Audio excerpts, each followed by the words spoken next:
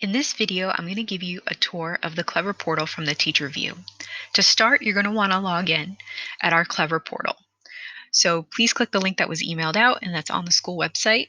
And when you're logging in, you want to make sure that it's Malden Public School District at the top. You're going to click Login with Google, and that will log you in with your school email account and password. So once you select your school email account, it'll bring you to this homepage, which Clever calls Homeroom. So let's talk about what's on this page. The first section is Pages. Pages are just groups of resources that Clever is organized and is sharing. There's two pages that you'll see. This is a demo account, so you can sort of see some similarities, but there might be some differences. The first page you'll probably see has your name on it. And this is resources that you've curated for a particular class. So you can add your own resources, and we'll talk more in depth about this in a different video. But this page is resources that you've selected for your group of students.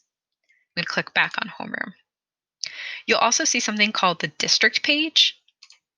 And these are a list of resources that I've been adding for the district. So things like Mastery Connect, iExcel, iReady, district paid subscriptions to things that multiple people have access to.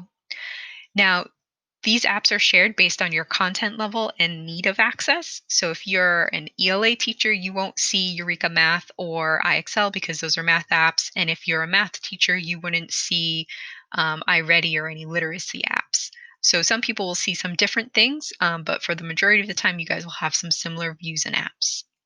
I'm going to click back on Homeroom. And you'll see that I have different kinds of pages. So this page says that it's shared with my students. This page says it's shared by the district and has a little lock, which means I can't edit it. And this page says it's only visible to me. So this is just resources available for me. To add a page, I just click this green Add button and select Page. And I can edit student sharing. Right now it's saying I can only see this, so this would just be a page for my personal use. Maybe I'm gathering resources to use later. Maybe I'm creating my own learning apps for myself. Or I can click Edit Student Sharing, and I can select all of my students that I teach. So at the high school, that would be like, maybe 130 students. If I was an elementary student teacher, that would be 24 students, 30 students. Or I can select a specific class, and this is really for grades 5 through 12, where I teach multiple sections, and I can select my section that I want to share it with. And again, pages are just used to share specific resources with your students. And again, we'll go through this customization of a teacher page in a future video. So I'm going to click back on Homeroom. At the bottom of this page, you'll see there's favorites. I don't have any favorites added, so let's add some. Here's some quick links that I created for the district. And so I can add these as a favorite into my favorites section. So, I'm someone who's going to regularly use Google Classroom. I'm going to add this to my favorites by clicking this little heart icon. And you'll see that pops up here. Or, I'm going to often use iReady. So I'm going to click on the little heart icon and add it up there. And I can unclick the heart and it'll remove it.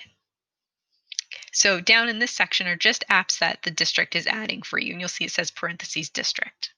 And that's just the homeroom page. Again, it's just showing you the different pages that you have collected with resources and the ones that are being shared by the district. The library is apps that are available for you to share with your students. Now, these are apps that you might just share with your specific class that the district is not opting to share. So I know in our district, some of our computer teachers use NitroType. So they might share that with their staff, with their students. And so there's a bunch that you can go through here.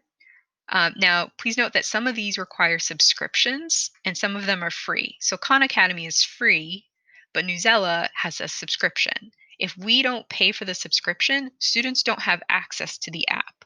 So adding the app is like adding a shortcut for them. So they don't have to sort of type in newsela.com. Analytics just shows you who has had activity and when they've had activity. So this is helpful to see like who is connecting with your content and who is not. And so you get some detail overview here. And again, this is great if you're trying to figure out, the student hasn't been active in a few days. I need to sort of reach out to them and see what's going on. Lastly, you have your classes. And so if you're an elementary teacher, you'll see one section here. If you are a 5 through 12, you might see 4 to 5 different sections depending on your schedule. And on this page, you'll see that there's a feature called Launch an App. And again, we'll go through that in more detail in a future video.